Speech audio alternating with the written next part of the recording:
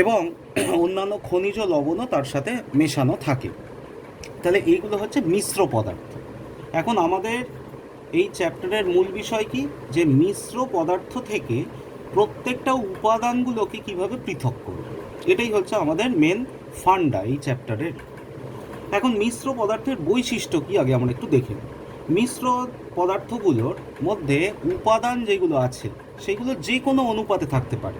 এরকম নয় যে বাতাসে বায়ুতে ধর অক্সিজেন এবং নাইট্রোজেন বা কার্বন ডাইঅক্সাইড যে যে অনুপাতে জেনারেলি থাকে, যেটাকে আমি বলছি একবারে হুবহু সেই অনুপাতেই রয়েছে টোটাল মানে আমাদের পৃথিবীর যে কোনো বায়ুমণ্ডলের জায়গা। অর্থাৎ আমি বলছি ধর আমার এখানে, আমার বাড়ির এখানে ওপরে তোর বায়ুমণ্ডল যেটা, সেখানে যদি আমি বায়ুকে আমি যদি বিশ্লেষণ করি, সেখানে দেখব যে নাইট্রোজেন, অক্সিজেন বা কার্বন ডাইঅক্সাইডের যে পার্সেন্টেজ, এবারে যদি আমি একটা কোনো শিল্প কলকারখানা আছে এরকম একটা অঞ্চলের যদি বায়ুকে নিয়ে আমি বিশ্লেষণ করি, তাহলে দেখব সেখানে কিন্তু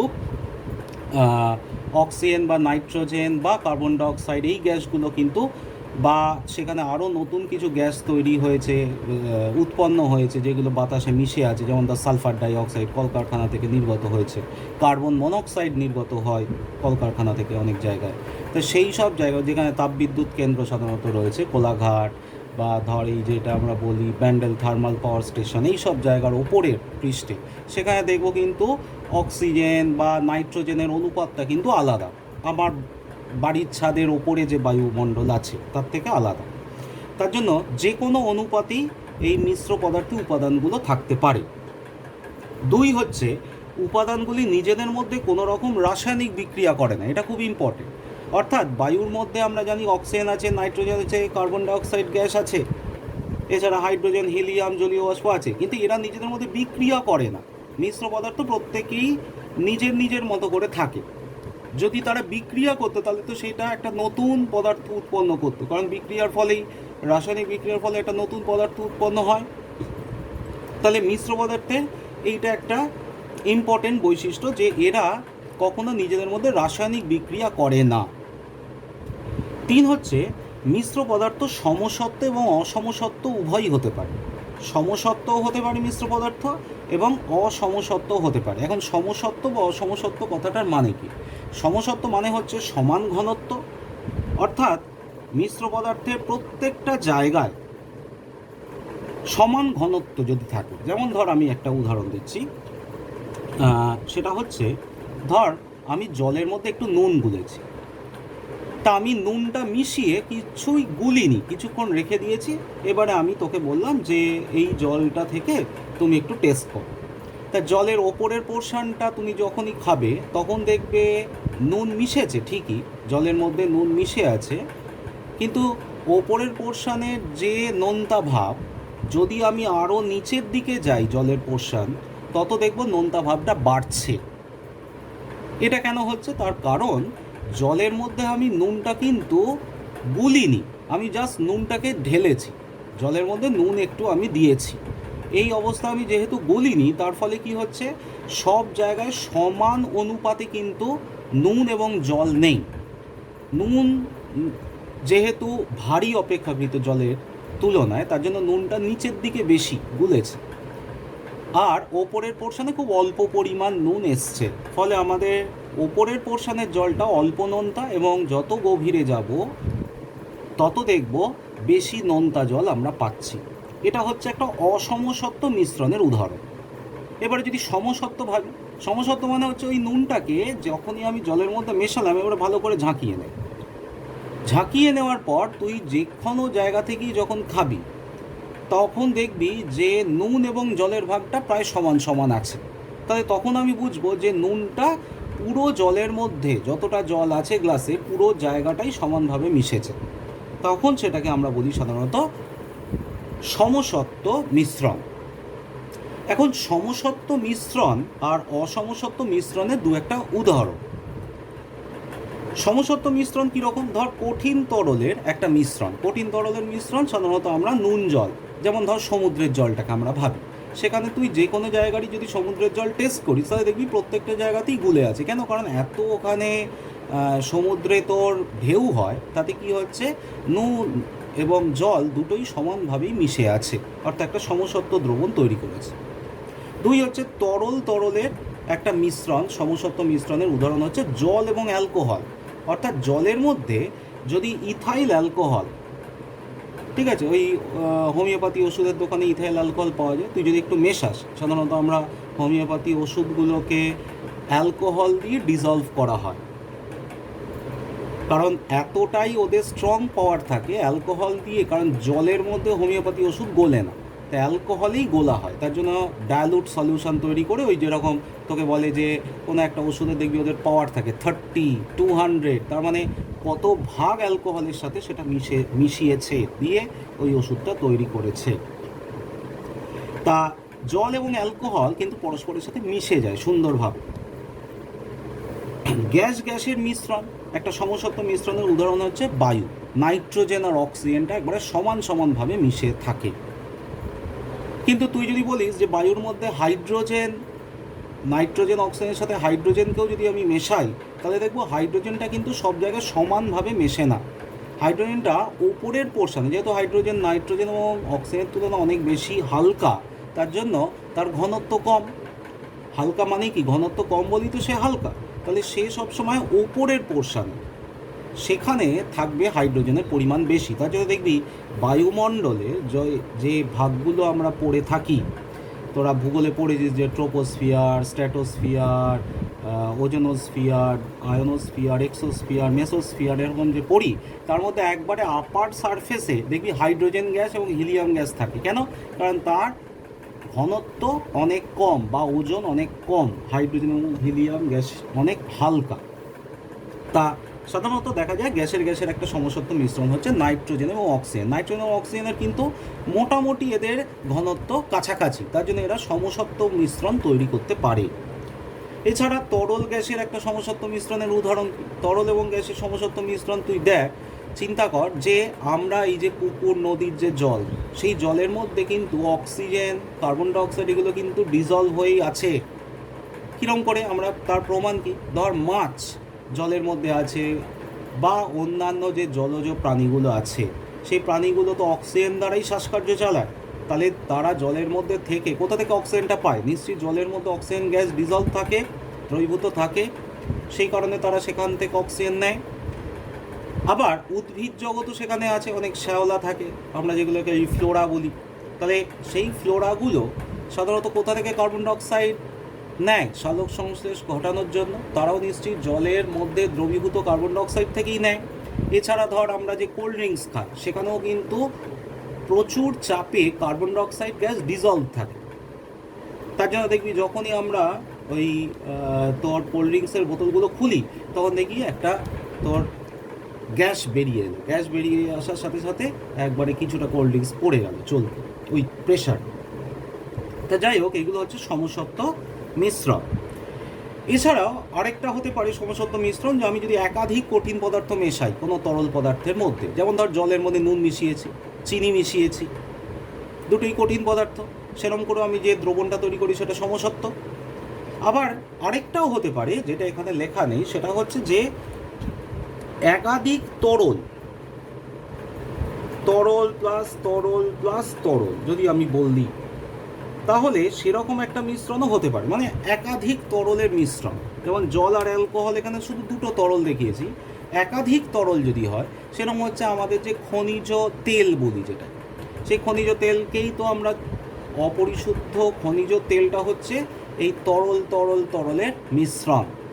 কেন? কারণ এর মধ্যেই ডিজেল আছে, এর মধ্যেই পেট্রোল আছে, এর মধ্যেই কেরোসিন আছে, এর মধ্যেই লুব্রিকেটিং অয়েল আছে, যেগুলোকে আমরা মোবিল হিসেবে ভাবি, গাড়িতে দেয়। তাহলে এইগুলো সবই হচ্ছে সমসত্ব মিশ্রণ। আর অসমসত্ব মিশ্রণ মানে ভিন্ন ঘনত্বের মিশ্রণ। কীরকম? যেমন হচ্ছে ধর কঠিন, তার মিশ্রণটা হচ্ছে ভিন্ন ঘনত্বের, এরা যে সব জায়গায় সমানভাবে মেশে সেটা সচরাচর হয় না। যেমন ধর আমি বলছি তোর কোক চূর্ণ, কয়লার গুঁড়ো করলাম, তার সাথে লোহা চূর্ণ মিশিয়ে দিয়েছি।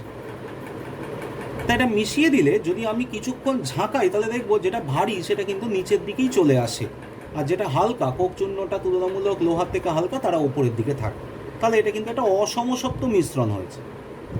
অসমসত্ব মিশ্রণের আরেকটা উদাহরণ হচ্ছে কঠিন তরলের হচ্ছে জল কাদা। তুই কাদা মেশানো জলকে নিয়েছিস, সেই জলটাকে যদি তুই রেখে দিস তাহলে সেই জলের মধ্যে দেখবি কাদার জল মিশে আছে, কাদাটা একটু নিচের দিকে তোর ডুবে আছে, আর পরিষ্কার জল কিন্তু কোথাও দেখতে পাচ্ছি না।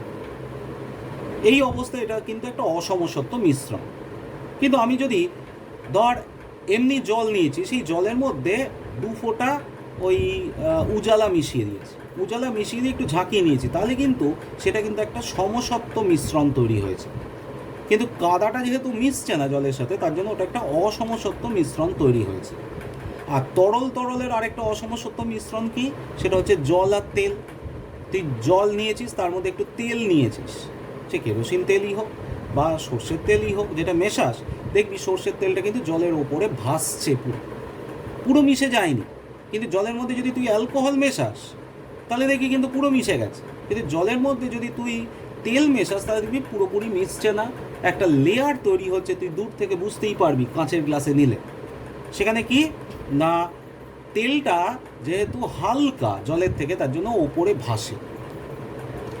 তা আমরা এই চ্যাপ্টারে যেটা দেখব সেটা হচ্ছে এই অসমসত্ব মিশ্রণকে কিভাবে আমি মিশ্রণ থেকে উপাদানগুলোকে পার্থক্য করব বা পৃথক করব, আলাদা করব, অথবা সমসত্ব মিশ্রণ থেকে কি কি উপায় আমরা তোর উপাদানগুলোকে পৃথক করব, সেটা এই চ্যাপ্টারে দেখব।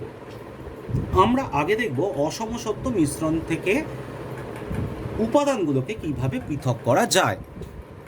তা দেখ, এখানে আমি লিখেছি যে অসমসত্ব মিশ্রণগুলির পৃথককরণ পদ্ধতি। অসমসত্ব মানেই হচ্ছে যেটা সম্পূর্ণভাবে মেশেনি, সমান ঘনত্বের নয় সব জায়গা।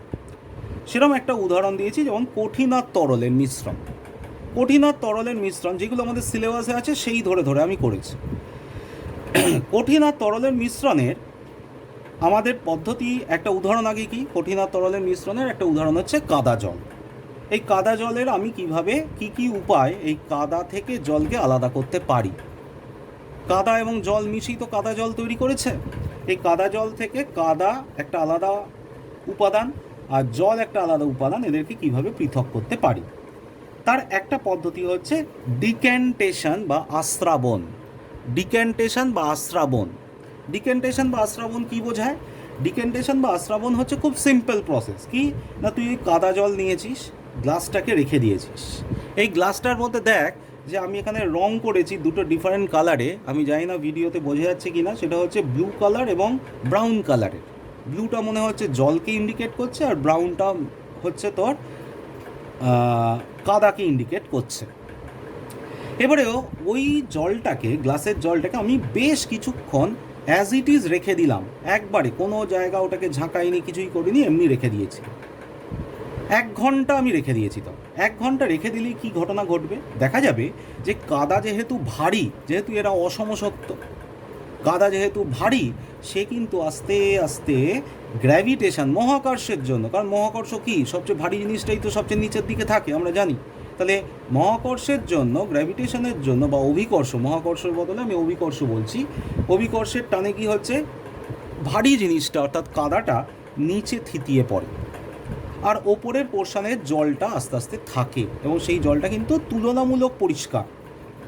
কিন্তু সেটাকে সেটেল করে রাখতে হবে, অর্থাৎ রেখে দিতে হবে বেশ কিছুক্ষণ ধরে গ্লাসের জলটাকে।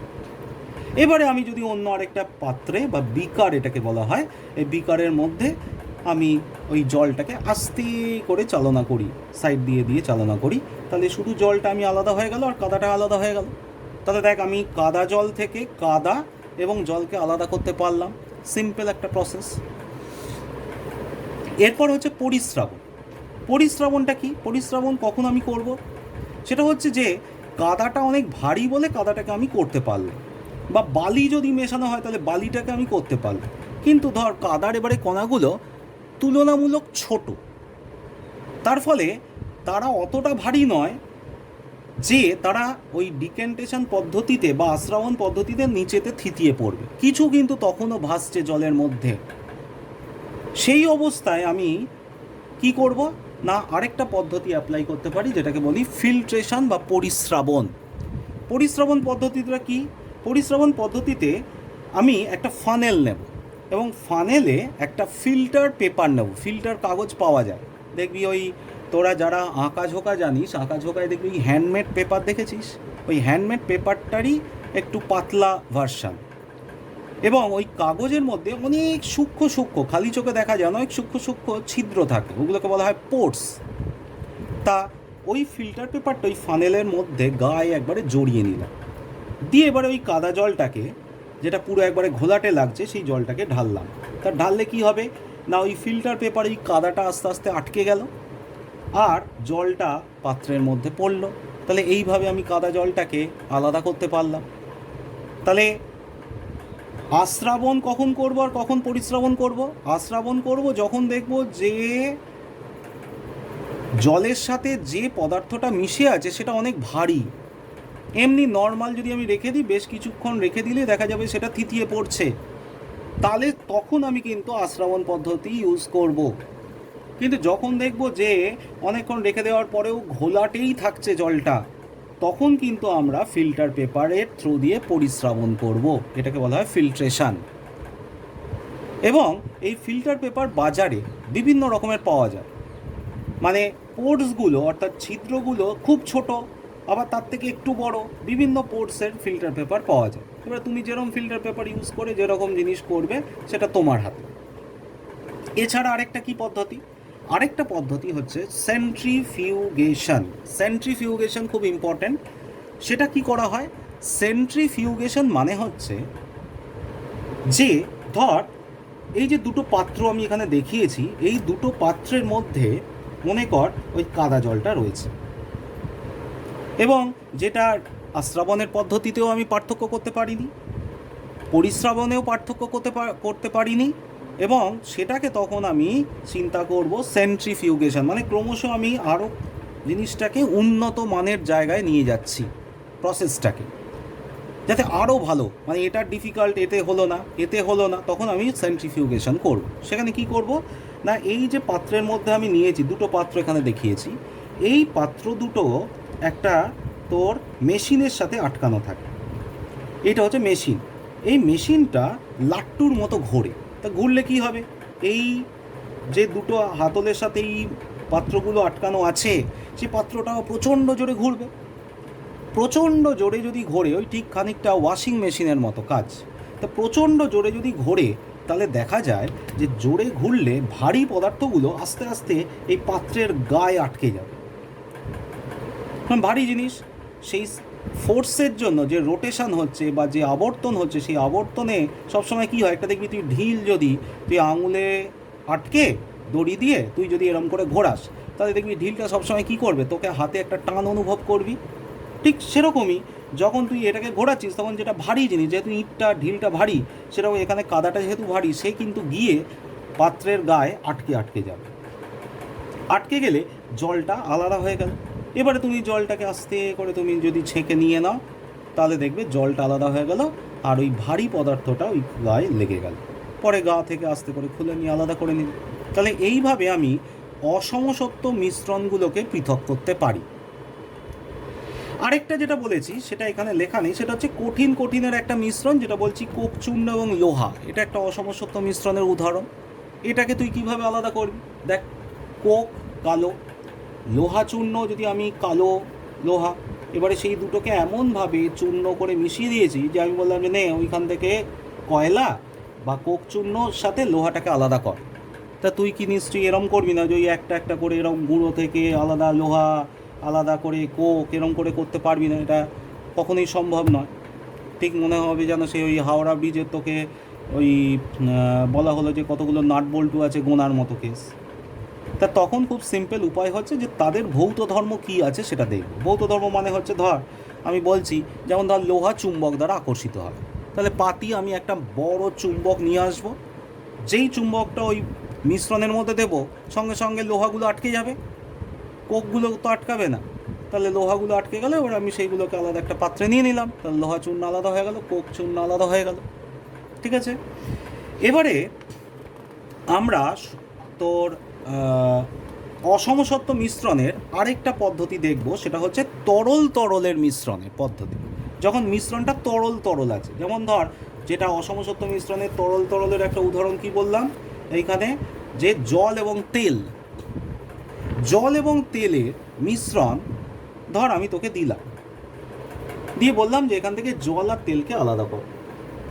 তো এখানে যেটা করতে হবে সেটা হচ্ছে একটা এরকম পাত্র আছে, এই ধরনের পাত্রগুলোকে বলা হয় সেপারেটিং ফানেল। কিরম দেখতে দেখ, এখানে একটা মুখ আছে, মুখটায় অবভিয়াসলি একটা ঢাকনা আছে, এরকম একটা ঢাকনা আছে, আটকানো আছে, ঠিক আছে, কাঁচের। এবং এই যে পাত্রটা তার শেষের প্রান্তে একটা নল আছে, এবং নলটা আগে একটা তোর ওই কলের পেঁচ আছে, অর্থাৎ কলটা যখনই আমি খুলে দেবো তখন এই নল থেকে জল বেরিয়ে আসবে, আর যখন কলটার মুখটা বন্ধ করে দেবো তখন কিন্তু আটকানো রয়েছে। তাহলে এবারে আমি এই পাত্রের মধ্যে জল আর তেল মেশানো যে মিশ্র পদার্থটা সেটা এখানে নিয়ে নিয়েছি। নিয়ে এবারে আমি প্রচণ্ড জোরে দু হাতে এইখানটা ধরেছি আর এইখানটা ধরেছি, ধরে আমি ঝাঁকাচ্ছি। ঝাঁকাতে ঝাঁকাতে ঝাঁকাতে ঝাঁকাতে কিছুক্ষণ, বেশ কিছুক্ষণ, যদি আধ ঘন্টা যদি আমি ঝাঁকাই, দিয়ে আমি স্থির অবস্থায় রেখে দিয়েছি। স্থির অবস্থায় রাখলেই কি হবে, দেখা যাবে যেটা ভারী জিনিস সেটা নিচের দিকে, আর যেটা হালকা জিনিস সেটা ওপরে উঠবে। তাই এখানে আমি দেখিয়েছি ভারী জিনিসটা হচ্ছে এই হলুদ রঙেরটা, এটা হচ্ছে মনে কর জল, আর হালকা জিনিসটা হচ্ছে তেল, সেটা ওপরের দিকে ভাসবে। এবারে আমি এই প্যাঁচটাকে খুলে দিলাম, প্যাঁচটা খুললে কি হবে, এই জলটা আস্তে আস্তে আগেই পড়বে, যেই পড়ে পুরো জলটা পড়ে গেল সঙ্গে সঙ্গে আমি প্যাঁচটা আটকে দিলাম, তাহলে তেলটা এখানেই থেকে গেল, তাহলে তেল আলাদা হয়ে গেল, জল আলাদা হয়ে গেল, ঠিক আছে। তা এরম করে আমরা জল বা তেল বা এমন একটা, শুধু তেল কেন, জলের সাথে এমন একটা লিকুইড নিলাম যে লিকুইডটা বা যে তরলটা মেশে না। এরম নয় যে অ্যালকোহল নিলাম, কেরোসিন তুই নিস, কেরোসিন মিশবে না, পেট্রোল নিলে মিশবে না, বোঝা যাচ্ছে। তা সেরকম পদার্থকে আমরা সাধারণত, যারা মিশবে না সেরকম দুটো তরলের মিশ্রণ থেকে আমি যদি উপাদানগুলোকে আলাদা করি, তাহলে এই পদ্ধতি অবলম্বন করব ভায়া সেপারেটিং ফানেল।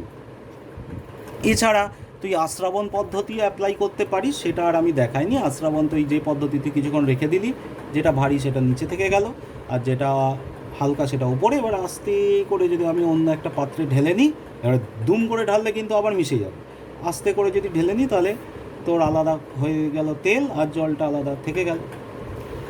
এবারে আমরা যেটা গুরুত্বপূর্ণ সেটা হচ্ছে সমসত্ব মিশ্রণের পৃথকীকরণ।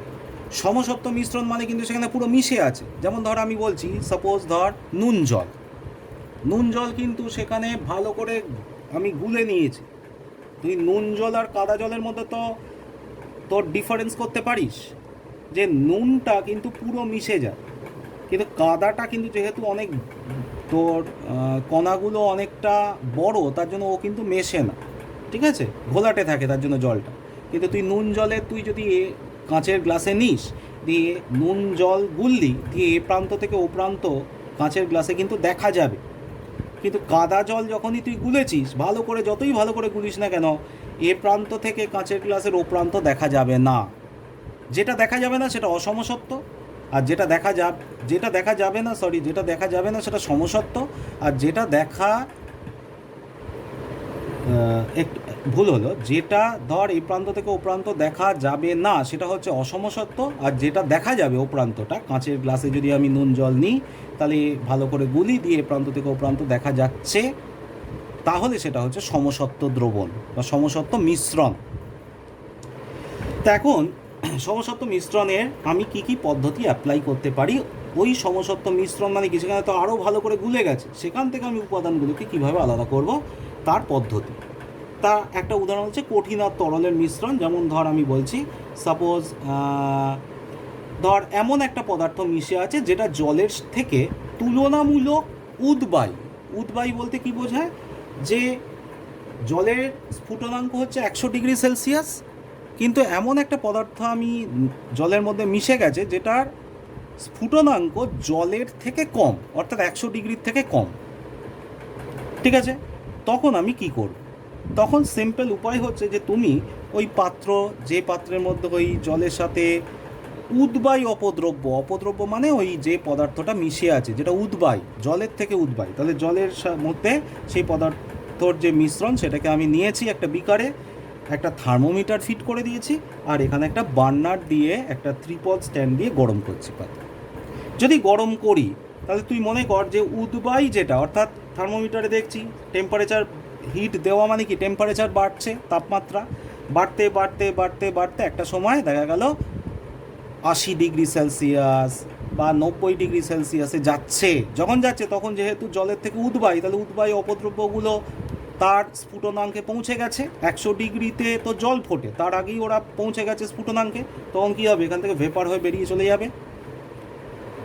তাহলে উদ্বায়ী অপদ্রব্যগুলো যেই বেরিয়ে যাবে, দিয়ে এবারে আমি 100 ডিগ্রিতে কিন্তু ফোটালে জল শুদ্ধ বেরিয়ে চলে যাবে, তাই 100 ডিগ্রির আগে অবধি আমি ফোটাবো, দিয়ে তারপরে ঠান্ডা করবো। তাহলে কী হবে, উদ্বায়ী অপদ্রব্যগুলো বেরিয়ে গেল আর জলটা পড়ে রইল, তাহলে আমি উদ্বায়ী অপদ্রব্যকে আলাদা করে দিতে পারলাম।